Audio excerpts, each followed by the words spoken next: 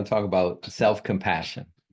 Self-compassion. Self-compassion. That's Yeah. good. Compassion is being caring towards another who's in distress with the desire to alleviate it. Now let's turn that into self-compassion. Being caring or loving towards yourself when you're in distress with the desire to alleviate it. The direct proportion that we're able to be compassionate towards another is very much connected to our ability to be compassionate towards ourselves. The opposite is true too.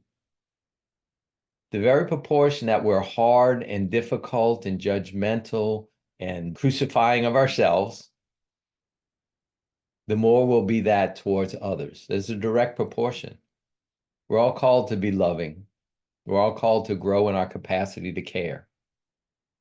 One of the best ways to do that is to grow in self-compassion, because then it starts to expand my capacity to love and care for another.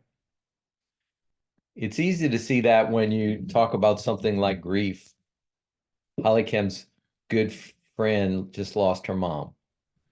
There's a lot of grief. Now, Holly Kim has for years learned how to be compassionate towards herself when she's grieving.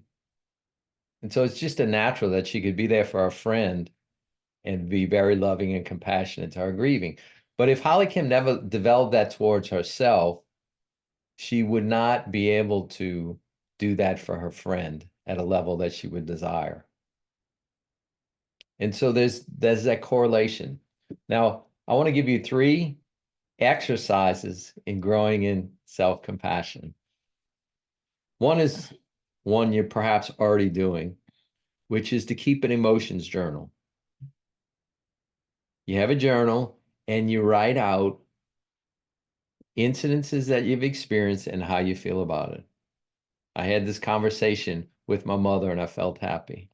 I had this experience at work and I felt angry. I had to correct my kids who were talking back and I was disappointed. It's like, we know that the wounded child is created by internalizing emotions. We know that healing occurs by what? The opposite, externalizing it. One of the most gentle ways of growing in self-compassion is to simply allow you to have a voice by writing it out. As simple as that sounds, writing out the emotions. Holly Kim and I lead an online program called Transform You. It's an intensive online coaching program for individuals and couples. If that's something that you're interested in, click on the link below and we'll get you some information. Now back to the teaching.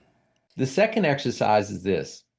I want you to intentionally forgive one behavior or mistake you have made in the past. Think about a mistake, behavior, something you've done in the past that you still have regret about. May have been a decision that you made, may have been how you handled the situation, it may have been how you behaved over time doing certain things or in a specific situation. And I want you to intentionally, that's exercise number 2, forgive yourself for that. Yeah. So it's another step in self-compassion. The third exercise is I want you to ask a close friend or family member, what are my 3 best characteristics? What are my best 3 characteristics? And I want you to make an I am statement out of that. So your best characteristics is, one of them is that you're very giving. Okay. And you make an I am statement. I am very giving. One of your best characteristics is that you're very intelligent or very wise. And someone says that, shows it back to you, that's close to you, that loves you. I am very wise. I am very intelligent. Make those I am statements and repeat them 3 times a day. So that'd be 9 statements since you got 3. And all those 3 exercises are going to help you grow in self-compassion. compassion.